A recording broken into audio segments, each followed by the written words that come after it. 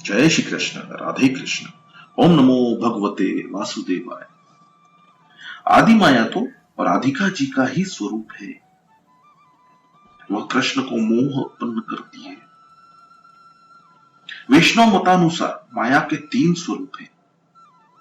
स्वमोहिका, स्वजन मोहिका अर्थात ईश्वर का ज्ञान न होने देने के लिए। तीसरा, विमुख जन मोहिका, जो हम सबको फंसाती है, जो ईश्वर के स्वरूप को भुला देती है, वही विमुख जन मोहिका माया है। अब माखन चोरी लीला का वर्णन भी कर ले। बाल कृष्ण दिनों दिन बड़े होते जा रहे थे। गांव के अन्य गोप बालक भी खेलने के लिए आते रहते थे। उनमें से कुछ दुर्बल थे। कन्हैया ने वैसे दुर्बल एक बालक से कहा, मधुमंगल, तू बहुत दुबला पतला है, खा पीकर मेरे जैसा तगड़ा बन जा। मधुमंगल बोला, कन्हैया, हम तो बहुत गरीब हैं, हम दूध माखन कैसे खा सकते हैं। कंस की आज्ञा थी कि सारा माखन कर के रूप में उसी को दिया जाए। ब्रजवासी बेचारे भोले थे। वे अपने बालकों को माखन खिलाने के बदले कंस को दे देते थे। कंस अपने पहलवानों को सारा माखन खिला देता था। कन्हैया ने अपने बाल मित्रों से कहा, ब्रजवासी जो सारा माखन कंस को भेज देते हैं, वह अब मैं नहीं होने दूंगा। गांव का माखन गांव के लोगों के लिए ही रहेगा। हम माखन को मथुरा नहीं भेजने देंगे। मधुमंगल, तू रो मत, मैं ही तुझे माखन खिलाऊंगा। ईश्वर की हमेशा उपेक्षा रहती है कि जीव अपने समीप ही हो। जीव ईश्वर से प्रेम करे तो ईश्वर उसे अपने जैसा बनाने का प्रयत्न करते हैं। मित्र, हमें तू रोज रोज माखन देगा तो तेरी माता मुझे पीटेगी, तुझे पीटेगी। कन्हैया बोला, नहीं नहीं, मैं अपने घर का नहीं, बाहर से कमाकर तुम सबको माखन खिलाऊंगा। मित्र, क्या तू माखन की चोरी करेगा? कन्हैया, हाँ, चोरी ही करना पड़ेगी। हम एक मंडली बनाएंगे, उसका नाम होगा बाल गोपाल चोर विद्या प्रचार मंडल। मित्र, यदि चोरी करते हुए हम पकड़े जाएंगे तो? कन्हैया, मेरे गुरु ने मुझे एक मंत्र सिखाया है, उसका पाठ करने से हमें कोई देख ही नहीं पाएगा, और यदि हम पकड़े भी गए तो छूट जाएंगे। मित्र, कन्हैया, कौन सा है वो मंत्र? कन्हैया बोला, चोरी करते समय कफल्लम कफल्लम बोलते रहना। कफल ऋषि ने चोरी विद्या का प्रचार किया था। यह मंत्र उन्हीं ऋषि का है। याद रखो कि वह मंत्र कन्हैया ने अपने मित्रों को दिया था, हमें नहीं। हमें कभी भी चोरी नहीं करनी है। चोरी करना पाप है। अभी से भगवान की सेवा, पूजा, भजन कीर्तन करो और उनसे प्रार्थना करो, जब आप अगले द्वापर युग में जन्म ले तो मुझे गोप बालक ही बनाना। इस प्रकार गोप बालक का जन्म मिलने पर कृष्ण के साथ खेलना और कृष्ण के ही आदेश मिलने पर चोरी करना पाप नहीं होगा। अपने ही शरीर से खेलते रहने वाला पाप कर्म कर रहा है। आत्मा के साथ खेलने वाला पाप नहीं कर सकता।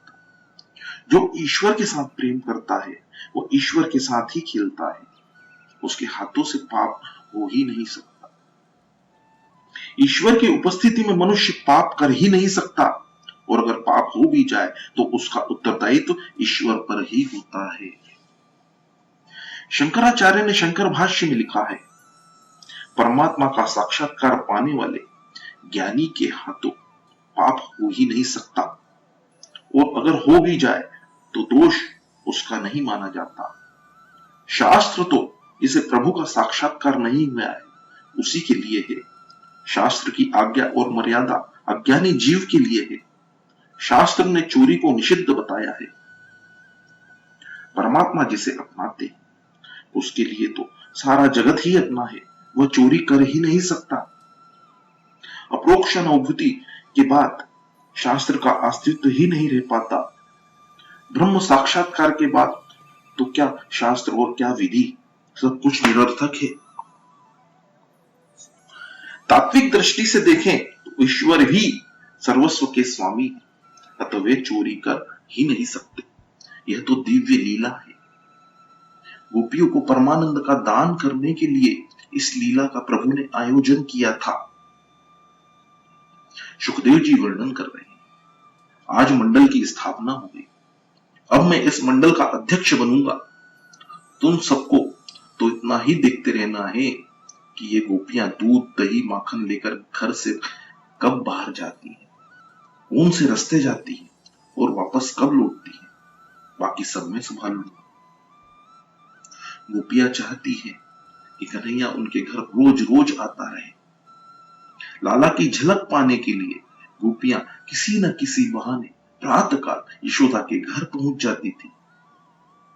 गोपियां यशोदा से शिकायत करती थी, यशोदा, गायों को दुहने का समय होने से पहले तुम्हारा कन्हैया बछड़ों को छोड़ देता है, दही दूध माखन चुरा कर खा जाता है, ले जाता है और अपने मित्रों में तथा वानरों में बांट लेता है। यदि हमारे घर में से कुछ नहीं मिल पाता तो गुस्से से हमारे बालकों को रुला देता है। हम दूध दही माखन चाहे जहां रख दे, चीखे पर चढ़ा दे तो भी वह चुरा ही जाता है।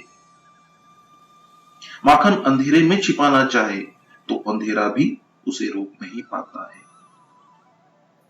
कृष्ण जहां जहां जाते हैं वहां प्रकाश फैल जाता है। हम यदि कन्हैया को चोर कह देती हैं तो वह हमसे कहता है, तू चोर है, तेरा बाप चोर है, तेरी मां चोर है, इस घर का स्वामी मैं ही हूं। गोपियों की शिकायत और यशोदा के उत्तर इस प्रकार वर्णित है। माता, क्या बताऊं तुम्हें, गायों के दुहने के समय के पहले ही कन्हैया बछड़ों को छोड़ देता है। समय पर बछड़ों को छोड़ने वाला तो सामान्य गोपाल है, यह तो श्री कृष्ण है। श्री कृष्ण तो समय के पहले ही बछड़ों को अर्थात जीव को मुक्त करने में समर्थ है।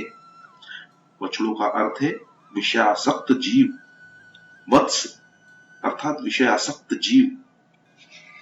शास्त्र ने मुक्ति के दो प्रकार बताए, क्रम मुक्ति और सद्य मुक्ति।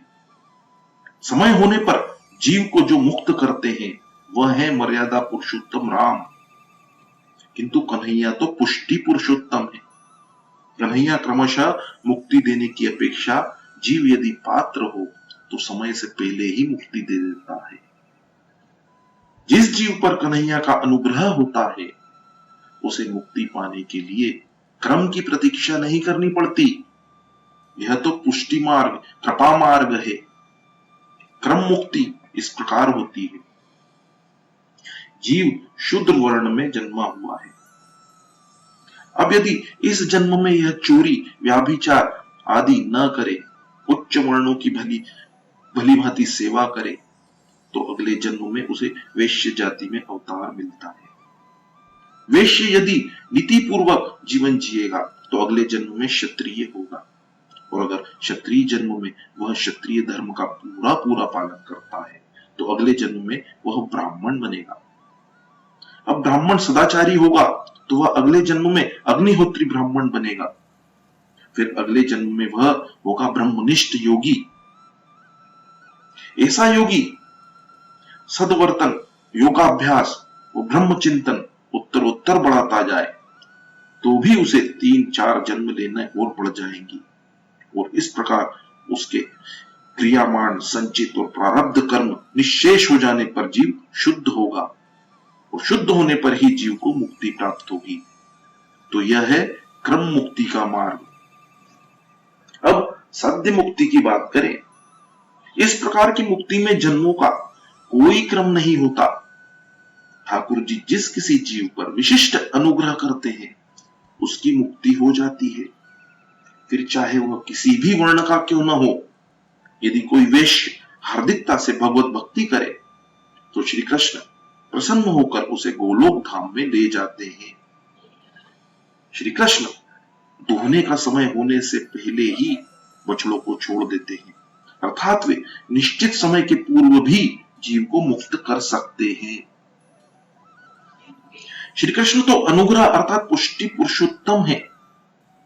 जिस किसी जीव पर वे अनुग्रह करते हैं वो तत्काल मुक्त हो जाता है।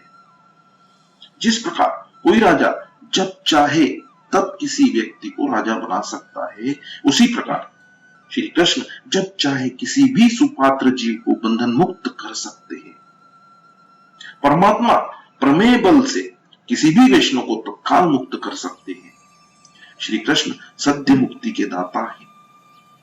श्री कृष्ण पुष्टि पुरुषोत्तम है, अतः वे साध्य मुक्ति देते हैं। अन्यथा वैश्य, क्षत्रिय, ब्राह्मण, अग्निहोत्री, ब्रह्मनिष्ठ योगी आदि उत्तरोत्तर क्रमिक वर्णों से गुजरे बिना मुक्ति नहीं मिल पाती। यदि कन्हैया किसी जीव के प्रति दयालु हो जाए और कृपा कर दे तो वही जीव सीधा वैकुंठ में जा सकता है। वैसे भगवान की साधारण कृपा तो सभी जीवों पर होती ही है, किंतु किसी जीव पर वे विशिष्ट कृपा भी कर देते हैं। जब कोई जीव परमात्मा की प्रार्थना, धारणा, चिंतन, साधना सा करते करते थक हार कर रोने लगता है, दीन हो जाता है, उस जीव पर प्रभु की विशिष्ट कृपा दृष्टि होती है और उस जीव की उसी जन्म में मुक्ति हो जाती है। कृष्ण तो ब्रह्मांड के स्वामी हैं, वे चाहे सो कर सकते हैं। जीव जब अतिशय साधना करता हुआ नम्र बनता है तो वह प्रभु का प्रिय पात्र बनकर कृपा पाता है। निस्साधन होकर जो साधना करता है वह श्रेष्ठ है। निस्साधन का अर्थ है कि सब कुछ साधन करते हुए भी माना जाए कि कुछ भी नहीं किया गया है। निरअभिमानी बनो। कई बार ऐसा होता है कि साधना करते करते जीव अभिमानी होने लगता है, ऐसा होने से उसका पतन होता है। यशोदा ने गोपियों से कहा, यदि मेरा लाला तुम्हारे घर आकर कुछ भी शरारत करे तो उसे डांटती रहना। गोपियां बोली, माता अरे हम उसे क्या डांटेंगे, वह हमें डांटता रहता है। कल वह मेरे घर आया था, मैं उसे पकड़ने गई तो वह ऐसा भागा कि उसके पीछे पीछे दौड़ती हुई मैं थक गई और जब मैं उसे पकड़ न सकी तो दूर से अंगूठा दिखाकर मुझे चिढ़ाने लगा। एक और सखी ने कहा, माता तुम्हारा कन्हैया माखन चोरी करता है। यशोदा ने उससे कान में कहा, अरे जरा आहिस्ता बोल, यह बात किसी को न बताना, अगर यह बात फैल गई तो लाला को कन्या कौन देगा। गोपियां बोली, कन्हैया जो मांगे सो उसे देंगे, किंतु वह चोरी क्यों करता है। यशोदा ने कन्हैया को डांटना चाहा, किंतु फिर सोचने लगी, यदि उसे डांटूंगी तो वो शायद डर जाएगा। गोपियों की सभी इंद्रियां अपनी ओर आकर्षित करके, परमानंद में सरोवार करके उन्हें वैकुंठ मोक्ष का दान कराने के लिए श्री कृष्ण की यह लीला है। यशोदा मैया कन्हैया को समझाने लगी कि उसे अपने ही घर का माखन खाना चाहिए। कन्हैया, मुझे घर का माखन भाता नहीं है और घर का माखन खाऊंगा तो कम हो जाएगा, तो मैं बाहर कमाकर खाता हूं। गोपी का माखन बहुत मीठा लगता है। सखियों ने कहा, माता इस माखन चोर को बहुत लाड़ प्यार मत करना। सुखदेव जी बड़े विवेक से कथा करते हैं। श्री कृष्ण चोर है ऐसा कहा नहीं गया है, किंतु इति हुई चूक के अनुसार व्रज की गोपियां इस प्रकार यशोदा से माखन चोरी लीला कहती थी, ऐसा कहा गया है। माता ने पूछा, कन्हैया का आगमन और माखन चोरी की तुम्हें खबर हो जाती है क्या। गोपियां, हाँ कभी कभी तो उनके आने की बात सपने में भी आ जाती है। जब हम सोने को जाती हैं तो वहां भी कन्हैया ही दिखाई देता है, वो सपने में भी आ जाता है। वैष्णव जब सोते हैं तो कन्हैया को भी अपने साथ रखकर ही सोते हैं। ठाकुर जी को साथ रखने का अर्थ है जब तक नींद न आए तब तक हरे कृष्ण का जाप किया जाता रहे। बिस्तर पर जाने पर यदि कोई वस्तु याद आए तो मान लेना कि तुम्हारा मन उसी वस्तु में फंसा हुआ है। कई लोग बिस्तर पर सोते सोते अगले दिन के कारोबार, लेन देन, हिसाब किताब आदि के बारे में सोचते रहते हैं। लोभी का मन द्रव्य में, कामी का मन नारी में, दुष्ट व्यक्ति का लड़ाई झगड़े में फंसा रहता है। बिस्तर में तो उसे सब कुछ भूलकर हरे कृष्ण ही जप करते रहना चाहिए। एक गोपी ने कहा, बिस्तर में भी मुझे कन्हैया याद आता रहा।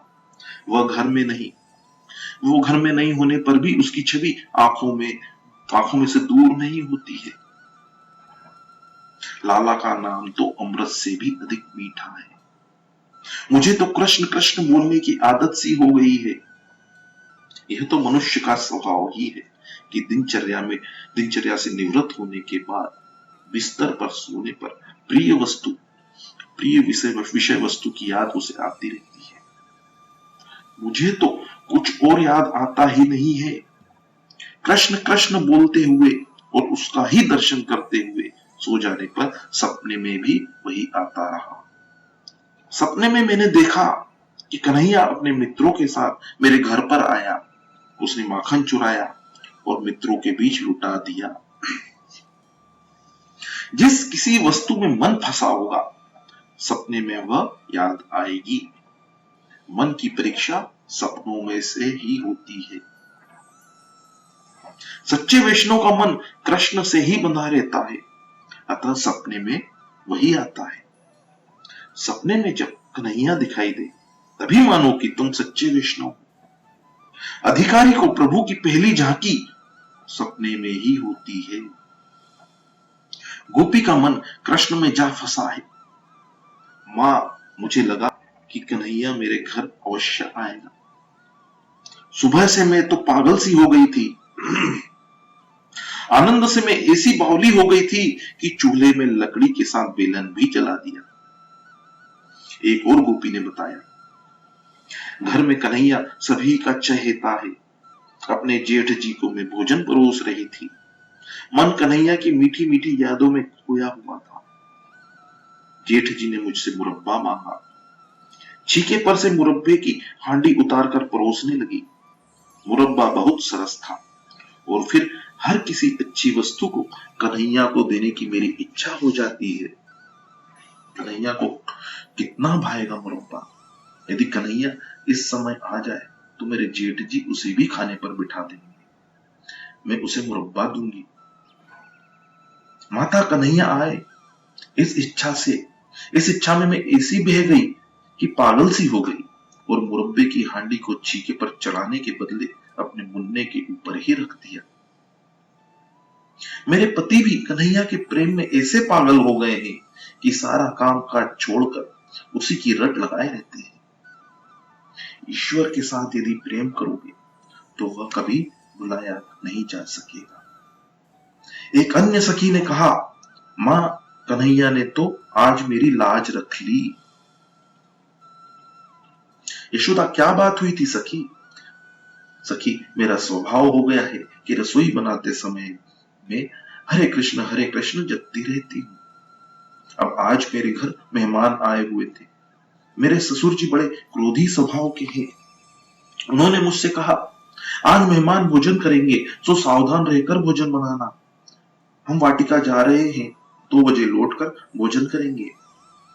कृष्ण जप में कहीं रसोई बिगड़ न जाए। मैं भोजन बनाती हुई सोच रही थी कि भोक्ता तो परमात्मा ही है।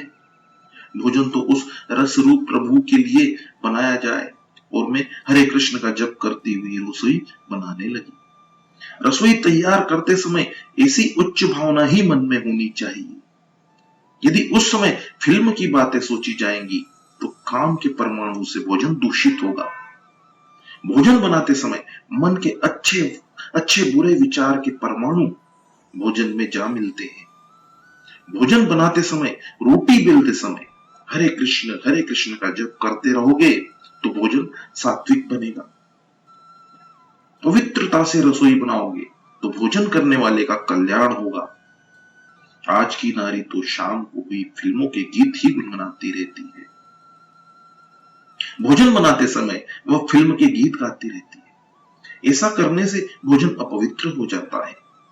भोजन बनाते समय फिल्म के अमंगल श्रृंगारी वासना सने गीत गाते रहने से भोजन दूषित हो जाता है, उसमें संस्कारहीनता उतर आती है। यदि गीत गाना ही है तो कृष्ण भक्ति के गीत गाओ। प्रेम को लगन लगो रे, उसको क्या मथुरा क्या काशी रे, गोविंद के गुण गाते फिरते वृंदावन के वासी रे। मैंने सारी रसोई तो सावधान रहकर बनाई, अंत में मोहन भोग बनाने लगी तो विचार आया कि कन्हैया को यह बड़ा पसंद आता है। हृदय में कन्हैया को मोहन भोग खिलाने की इच्छा हो आई। मेरा दिल मानो हाथ से जाने लगा।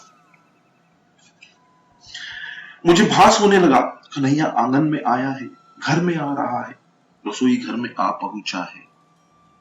इस प्रकार मन कन्हैया की कल्पना में डूबा हुआ था, सो मोहन भोग में चीनी के बदले नमक डाल दिया, भगवान को भोग लगाया। ससुर जी और मेहमान आए तो उन्हें परोसा। वैसे तो मोहन भाग नमकीन हो गया था, किंतु उसमें भक्ति का पुट लगा हुआ था, अतः मेहमान ने तो उसकी प्रशंसा करते हुए खाया। यह भोजन नहीं अमृत है, ऐसा कहा। भगवान के नामामृत के पुट से नमक का स्वाद मीठा हो गया था। मेरे क्रोधी ससुर जी ने भी मेरी रसोई की और मेरी भी प्रशंसा की। यह मेरी पुत्र वधू नहीं, अन्नपूर्णा लक्ष्मी है, ऐसा कहा। अंत में जब मैंने खाना खाया तो पाया कि मोहन भोग मीठा नहीं नमकीन था।